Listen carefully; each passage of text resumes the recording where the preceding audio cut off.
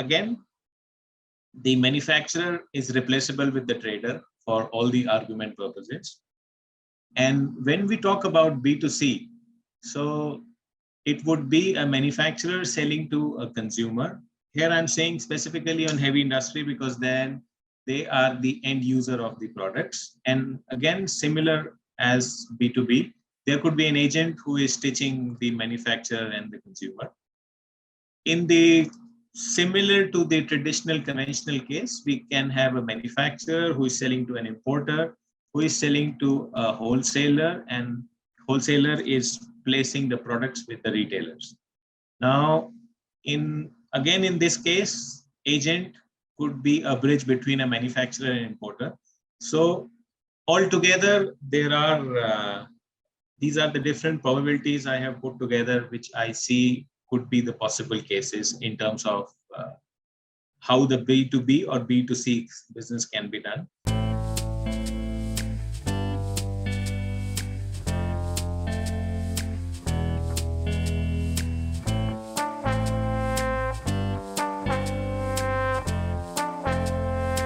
Welcome to the Blue Circle, an exclusive keynote address for Blue Circle members.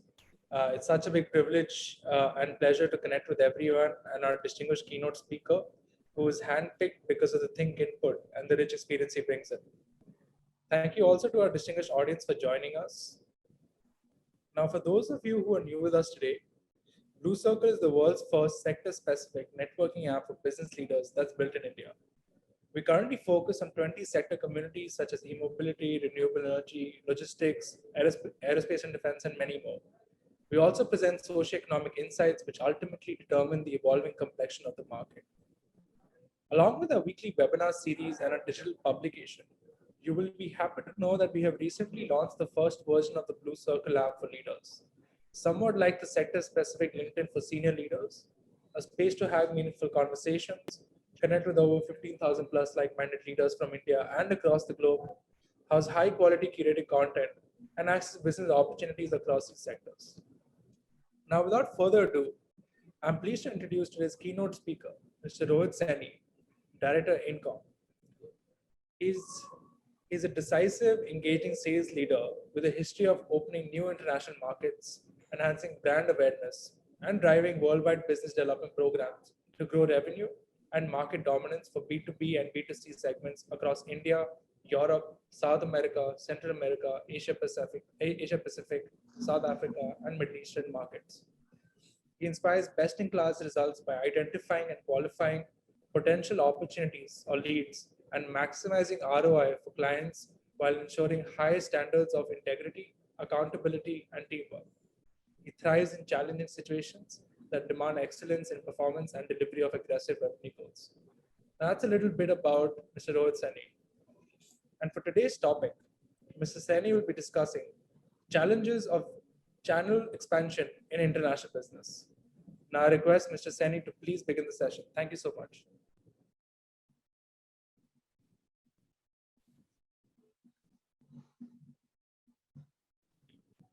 Mr. Saini, are you here?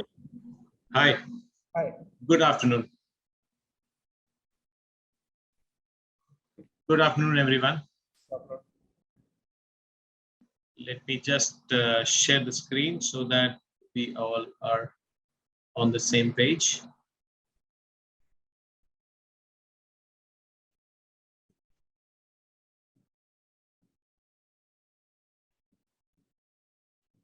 Okay, are you able to see the screen now? Yeah.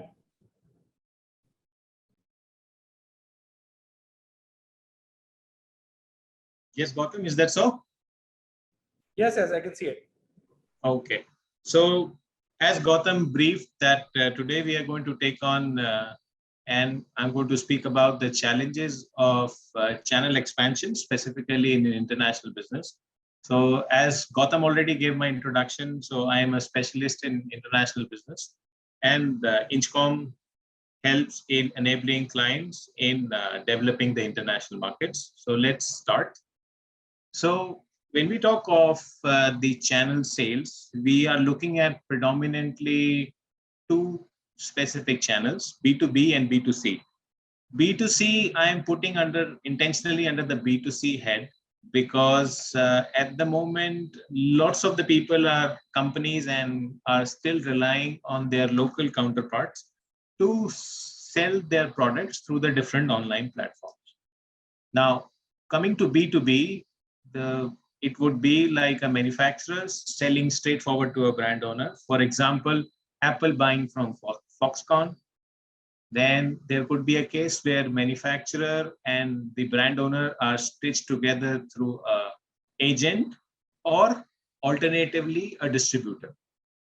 Again, the manufacturer is replaceable with the trader for all the argument purposes.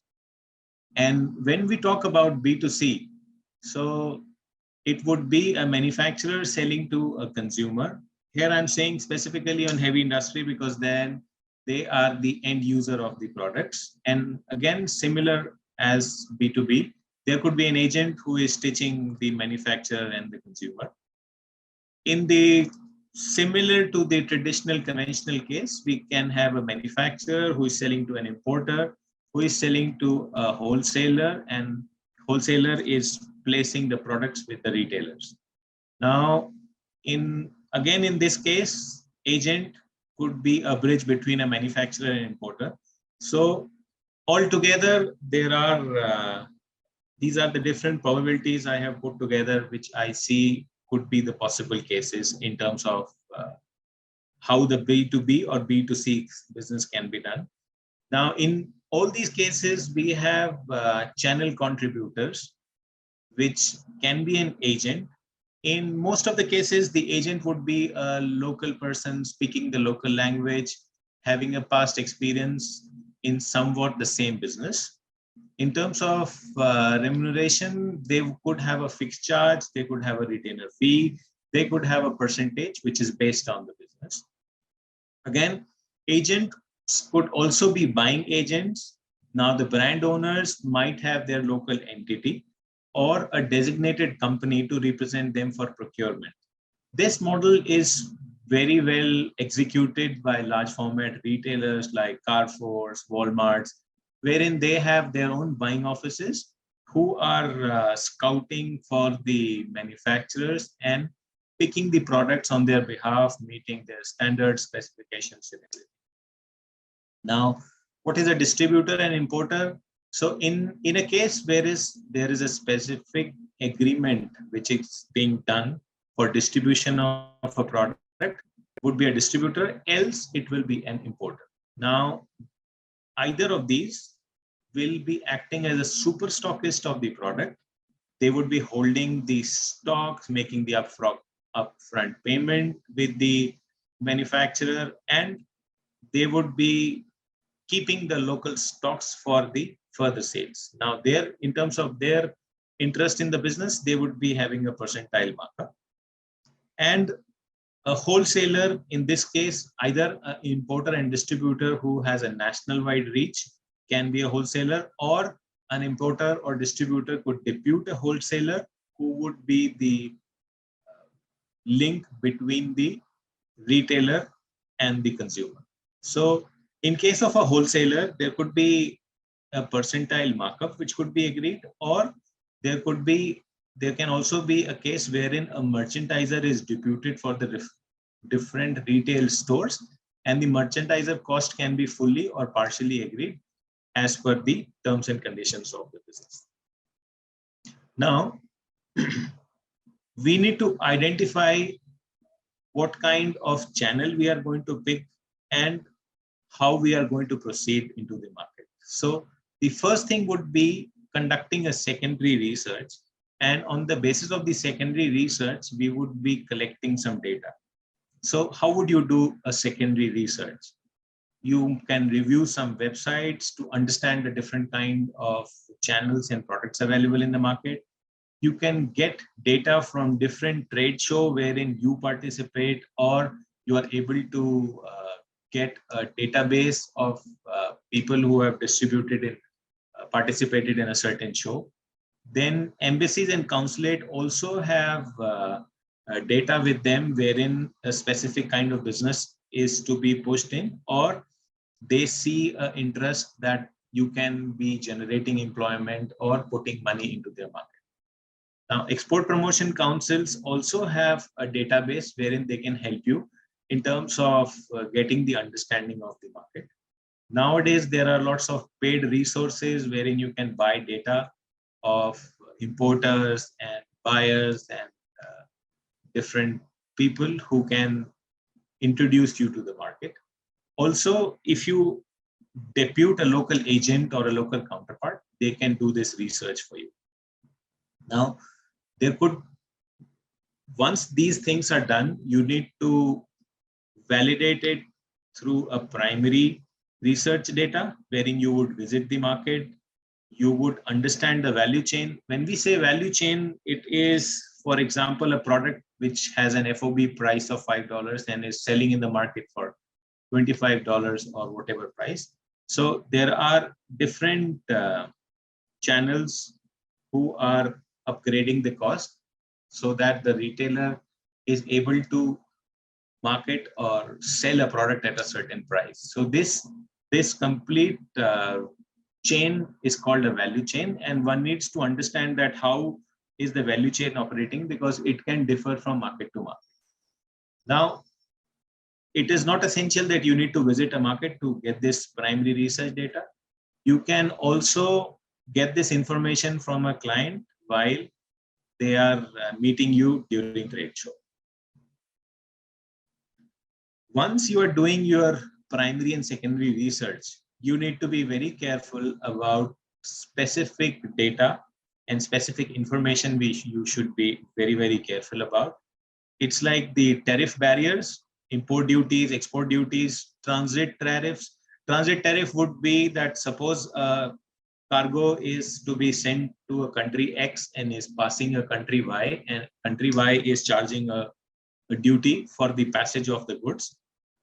Then non-tariff barriers could be subsidies, aids, minimum sale price, quotas, embargoes, and specific permissions. So one has to be very careful that you don't end up after everything you have done into a certain case wherein you could not do business because of the tariff or non-tariff barriers. One has to be very careful about the compliances of the product, because product compliances are key in terms of you being able to sell your product into a certain market. These compliances could be coming in the technical side, as well as could be coming from the logistics side, wherein the import permissions are given only and only to the products who meet a certain criteria. Again, in terms of international business, logistics is one of the key factors, both in terms of time and in terms of cost. So one has to be very sure in terms of what kind of logistics they are using, what are the available routes, because taking a case, lead time for a product from China is 20 days and 60 days from India or 45 days from India. So the additional time which is being incurred in this case, you have to find ways to convince your buyer that yes, although our time is more, but this is how we are going to compensate that. Then currencies, what forex you are going to deal with, and in certain cases, certain countries have allocation of forex. For example, Ethiopia, wherein it could take 6 months after your PI is approved that the allocation, your partner gets an allocation for the US dollars, and he's able to make you the payment. So one has to be very careful of these specific data, because these can be a spoil sports at the end stage, which you would definitely not like to be. And definitely the payment terms, what are prevailing in the market, have to be carefully studied so that they don't hamper your business at a later stage. Now, once you have done your researches, you are comfortable to going into a market, then how do you do a partner evaluation? So again, we'll do a secondary research wherein we'll try to find the prospective clients or prospective importers or distributors, and we'll get to understand what is their company history, like what is their number of employees, since when they are doing business, what is their product portfolio being handled, what is the ownership structure of the company, because it could impact the decision making of the complete business case, company's philosophy and longevity of the business. Yes, if it is a private limited or a listed company, you are very sure that things would be smooth and it's more process driven. However, if you are dealing with a company which is driven by one person or is a family run business, so you need to be very careful that it should not be the case that you do all your hard work and later at a stage they could put their shutter down and all your work is gone. Now, you need to also evaluate the existing business and facility in terms of what is kind of storage they do, what is the kind of warehouse they have, then the segments or channels they are catering to, and if there is any conflicting range or brand already present in their portfolio, which could cannibalize your business. You also need to understand the company financials and payment credentials. Now, if it is a listed company or a limited company, then you can directly trust on their financial data. If it is not the case, then you can approach Duns and Bradstreet and ECGC, who can help you to get this information. DNB would do a credit rating of your prospective clients and would charge for, whereas ECGC is a government organization who works like an insurance policy. You would tell them that, okay, these are our businesses, this is what we are trying to approach, and on the basis of the information they have, they can also get you the specific information. Now again, we would have to do a primary research to have a on-ground check for the reality vis-a-vis whatever data is provided. Now, again, the company, to evaluate the company or partner, you need to see that whatever they have told in terms of ownership, history, existing business, is it really the case? Or it's sometimes the same case wherein you are fed with certain informations which are unfortunately not correct, or there is a mix wherein 2 or 3 companies are being put together in work and they try to put a facade of a bigger company. Now, you need to get to, along with them, the partner, you need to go to the market and see their presence over the counters in terms of the segments and channels they have catered. And also you can verify the information for the merchandising staff.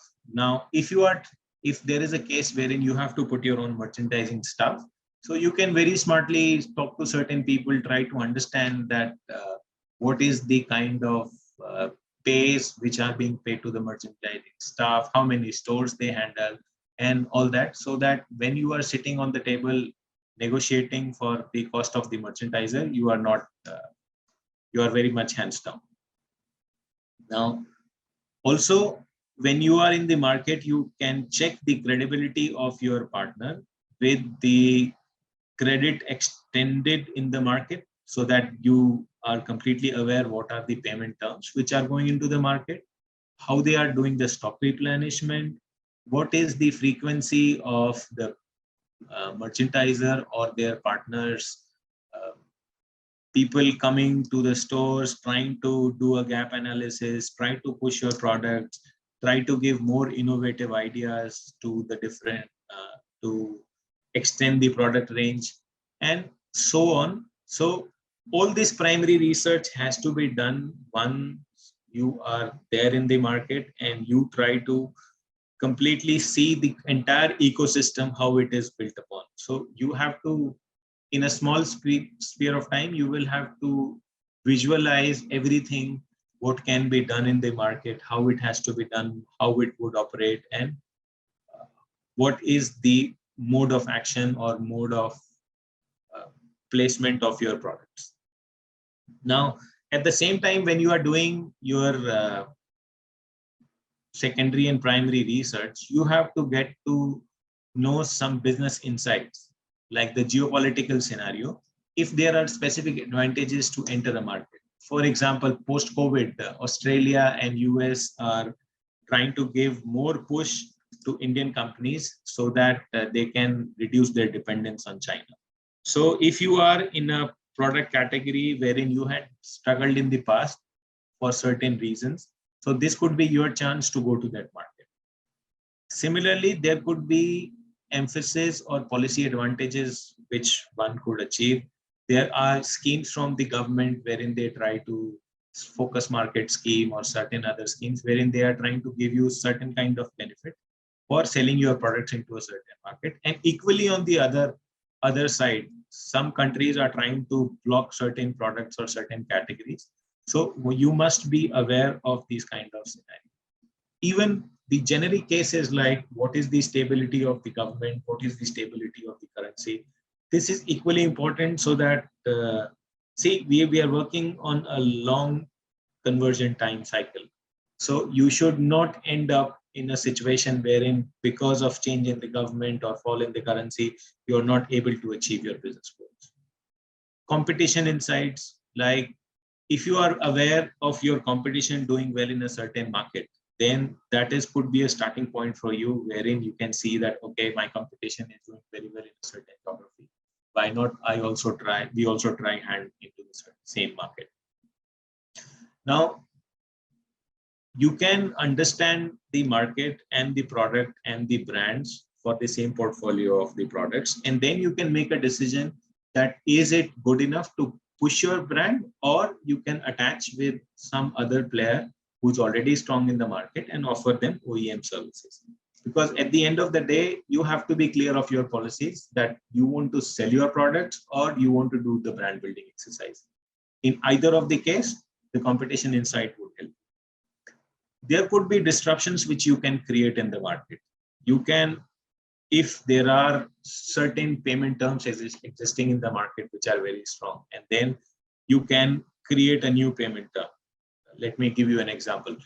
Suppose there is a case wherein everyone is giving an open credit of 60 days. Now, you say, okay, let me give you a credit of 120 days and try to sell more products. Now, how would you get this 120 days? There could be a case wherein you know the financial health of your company. You ask them to open a bank guarantee against a credit, and you can create a disruption in the market because your partner is having more products with a more relaxed payment term, and they are able to play well into the market. Again, a disruption could be created with a unique product feature. Now, what are the operational challenges after all these? So there would be initial investments when you are trying to set up. So it could be IEC code, registration of EPC, which I'm sure everyone has done who has an interest in international business. There could be an induction of manpower. So you need to have specific business development people who understand the international market.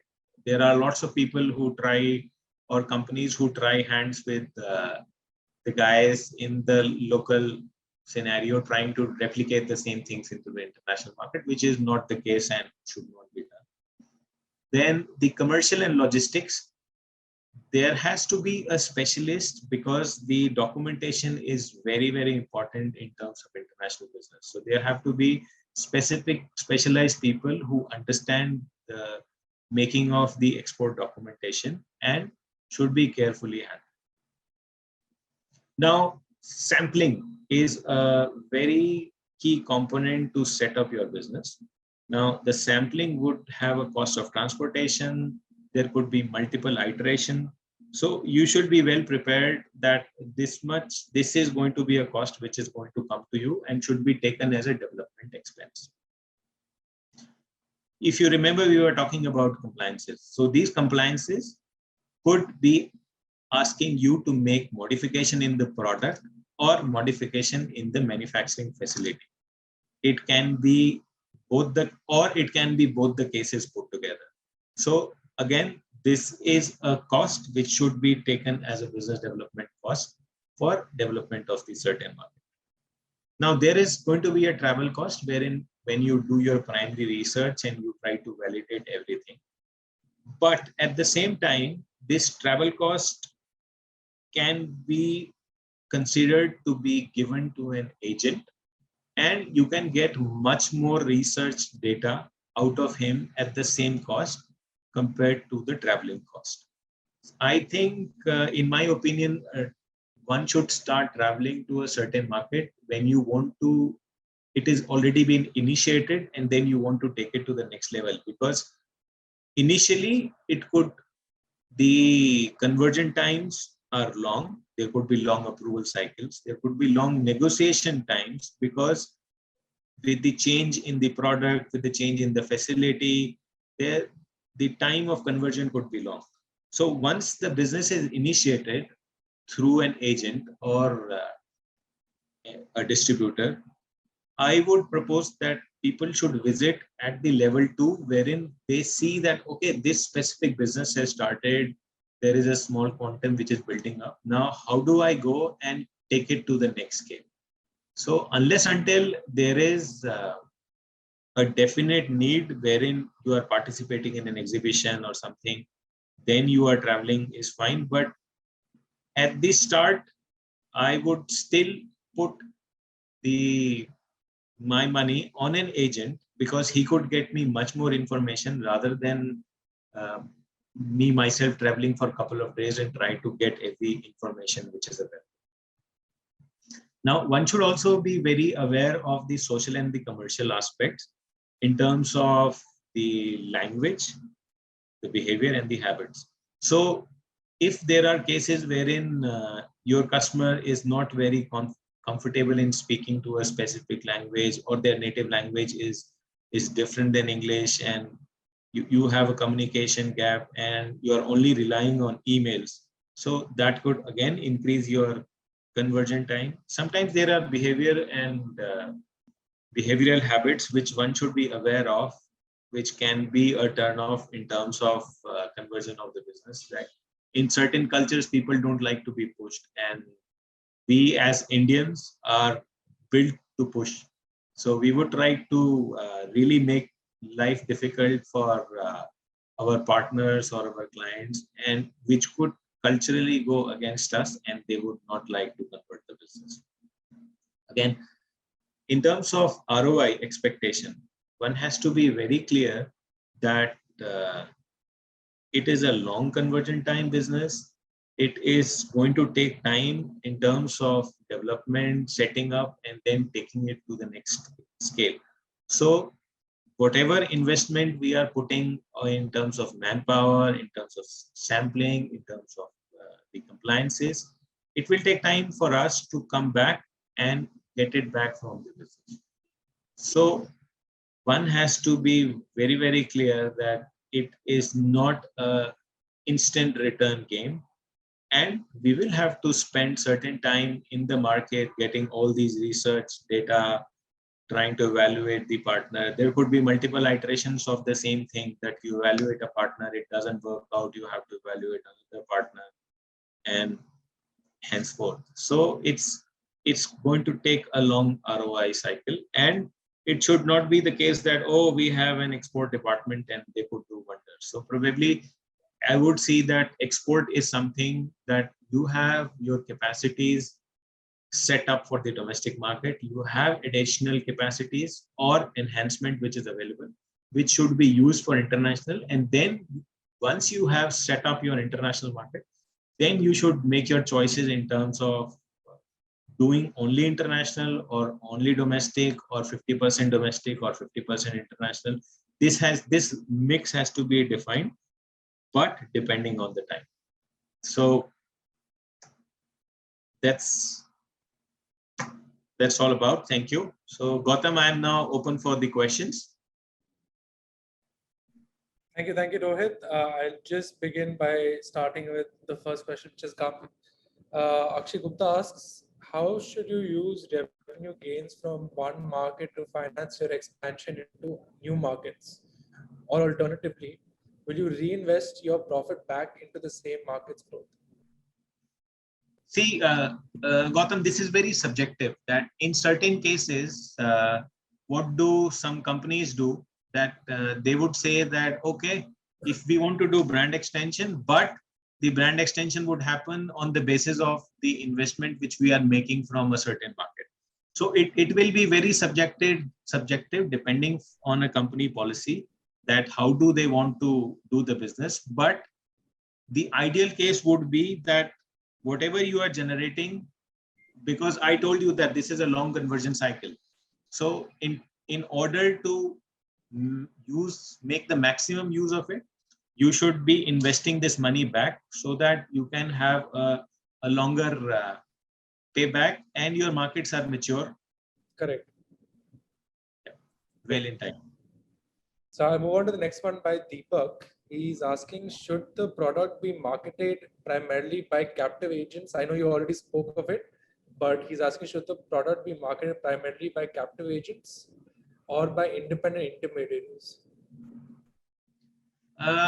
Again, this is one has to take a conscious call on what is the kind of product. See, if it is a generic product, then the case would be different. But when you are talking of a very technical product wherein one has to explain about the product, speak about the product, so the agent or the intermediary has to understand that specific product. So in the technical cases, yes, these people would be required because you cannot put your own people to go and pitch your product. But if it is not the case, then you can still do away with either of them. Understood. So based on self-explanatory or technical products, you weigh in which one is a better option. Yeah. Okay. So moving on to the third from Rakesh Malik, he's asking, what are the right routes, channels, and partners to choose when considering international expansion? That's the overall summary of the whatever we have discussed. So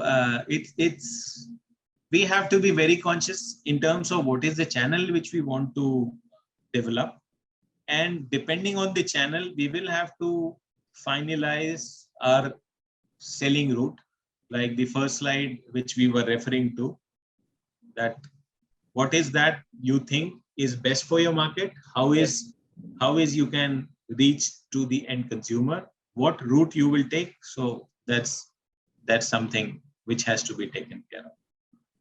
Okay, thank you. There are two more questions. They're a little more on the technical side, so I'll ask them one by one.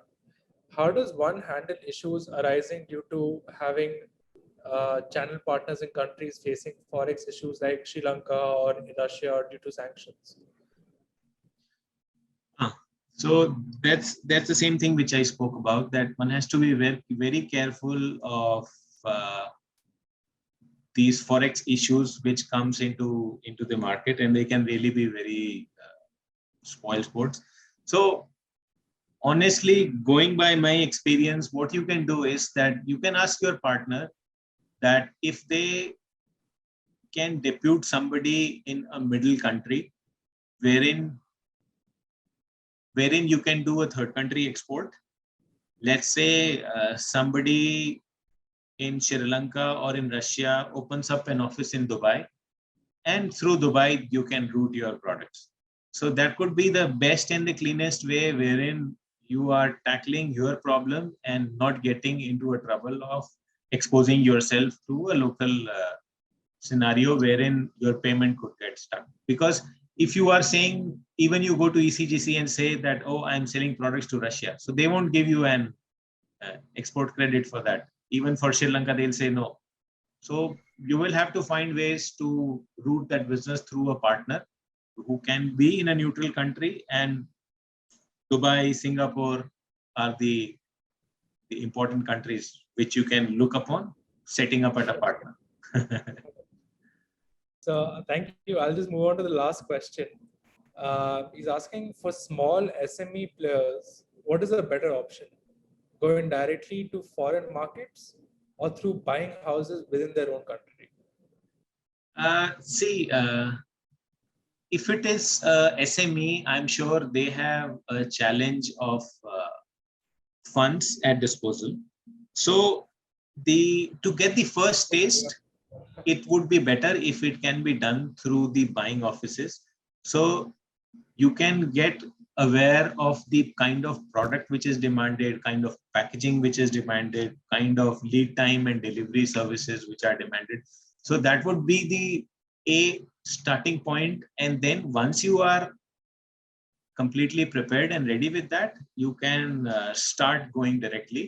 And it could be through participation in trade shows, exhibiting your products into local shows, and try to see that what kind of response you get. But yes, going directly to an international partner when you are not ready with your packaging, not ready with your product, it could be slightly dangerous.